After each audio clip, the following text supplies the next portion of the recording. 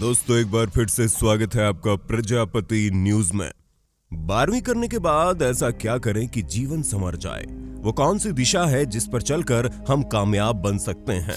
दोस्तों आजकल हर बच्चे की जुबान पर ये सवाल होता है, क्योंकि जब कोई चौथी कक्षा में पढ़ रहा होता है तो उसे पता होता है कि अगले साल उसे 5वीं कक्षा में जाना है। कोई 8वीं का बच्चा जानता है कि उसे पास होकर 9वीं में जाना है। लेकिन जब बात 12वीं के बाद की पढ़ाई की आती है तो लोगों का दिमाग डामाडोल हो जाता है।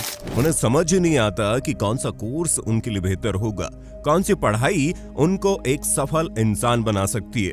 अगर आपके या आपके बच्चों के मन में इसी तरह के सवाल आते हैं, आप अपने भविष्य को लेकर चिंता में, आपने बिल्कुल सही वीडियो पर क्लिक किया दोस्तों, क्योंकि आज के इस वीडियो में हम आपको 12वीं के बाद की सबसे बेस्ट करियर एडवाइस देने वाला है। बस मेरे यानी अपने दोस्त विशाल प्रजापति के साथ वीडियो के अंत तक बने रहिएगा। लेकिन हाँ, वीडियो शुरू करने से पहले एक छोटी सी रिक्वेस्ट है। वीडियो के नीचे रेड कलर का सब्सक्राइब बटन दिख रहा होगा, उस पर क्लिक करके सब्सक्राइब कर लें और साइड में बेल आइकॉन भी दिख रहा होगा, उस पर भी क्लिक कर लें ताकि आपको वीडियो मिले सबसे पहले। दोस्तों 12वीं के बाद क्या करना है, इसका सबसे सरल और कॉमन जवाब होता है और कि क्यों ना मैं 12वीं करने के बाद कॉलेज ज्वाइन कर लूं और जो कोर्स मन में आए वो कर लूं। लेकिन फिर कॉलेज करने के बाद यही सवाल दिमाग में वापस से आता है, क्योंकि कॉलेज यानी ग्रेजुएशन की डिग्री लेना तो केवल 3 साल का ही काम है, उसके बाद भी तो कुछ करना होता है। अब कुछ करने के चक्कर में कई लोग पोस्ट ग्रेजुएशन करने लग जाते हैं और फिर वापस से 2 साल पोस्ट ग्रेजुएशन करने के बाद भी उनको क्या करना है, कैसे करना है, ये समझ नहीं आता। दोस्तों आगे क्या करना है, ये सवाल आपका 12वीं के बाद शुरू हो जाता है और चाहे कितनी भी आप डिग्री बढ़ाते जाएं, लगातार आपका पीछा ये सवाल करता रहता है। अब ये हो गया तो अगला तरीका। पहला तरीका क्या है? दूसरे तरीके की बात करें तो उसमें घर की हालत बहुत खराब है, क्योंकि कोई ज्यादा कमाने वाला है नहीं और भगवान न करे लेकिन कुछ लोगों के घर में तो बड़े बुजुर्ग बीमार भी होते हैं, जिनके इलाज में अलग से खर्चा चलता रहता है और इन सारी चीजों में जो पैसों की जरूरत पड़ती है वो बढ़ जाती है। ऐसे में लोग जरूरतों को पूरा करने के लिए प्राइवेट जॉब की तरफ भागते हैं, जिसमें 10 से 15 या कभी कभी तेज हुआ तो 20,000 रुपए मिलेंगे। इससे ज्यादा कोई 12वीं पास को नहीं देने वाला। यकीन मानिए दोस्तों, कई लोगों को 12वीं करने के बाद अपनी आगे की पढ़ाई करने के साथ साथ नौकरी करनी पड़ती है, क्योंकि इनकम का कोई साधन नहीं होता।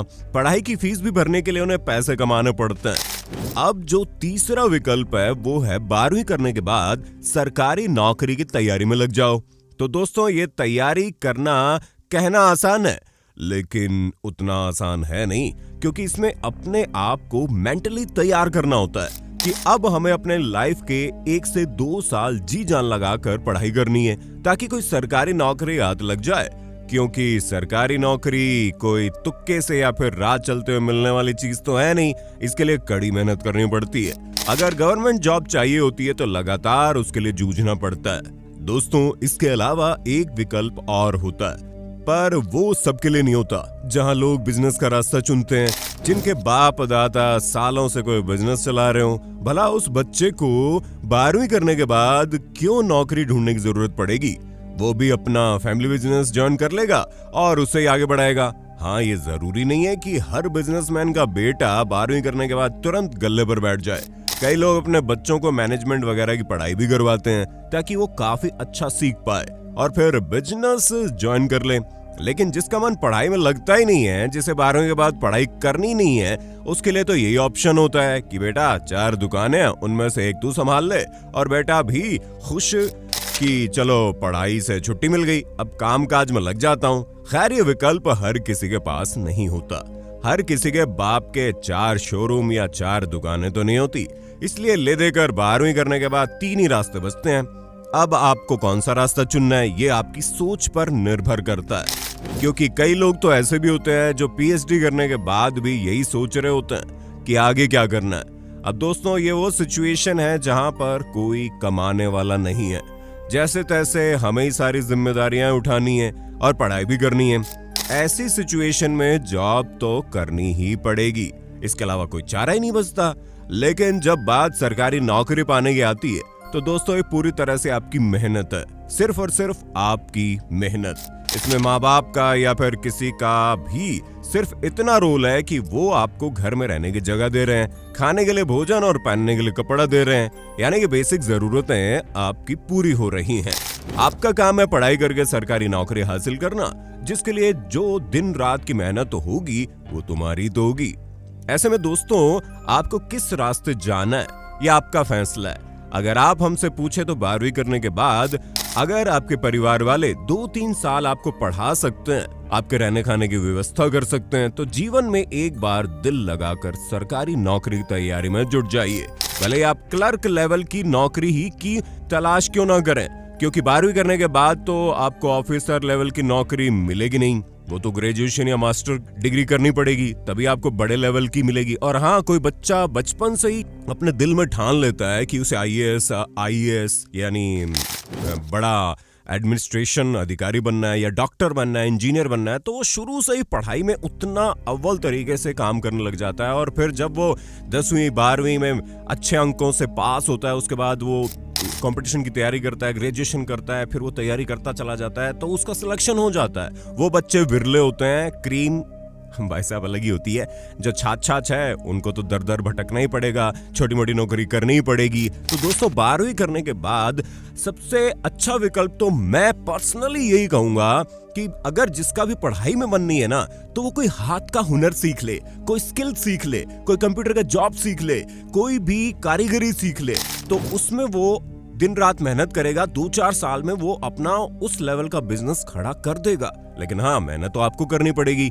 ऐसे में एक बार अगर आप मेहनत करके क्लर्क बन जाएंगे तो नौकरी पाने के बाद आप न केवल अपने परिवार वालों की आर्थिक स्थिति सुधार सकते हैं, बल्कि अपने आप को भी बेहतर बना सकते हैं। फिर अगर आप नौकरी मिलने के बाद भी आपके चांसेस ज्यादा हैं, क्योंकि पहले आपने एक गवर्नमेंट जॉब क्रैक कर ली है, आपके हाथ में एक अच्छी खासी नौकरी है, ऊपर से आपको पहले की नॉलेज भी है, आपका बेसिक्स भी पूरा क्लियर है।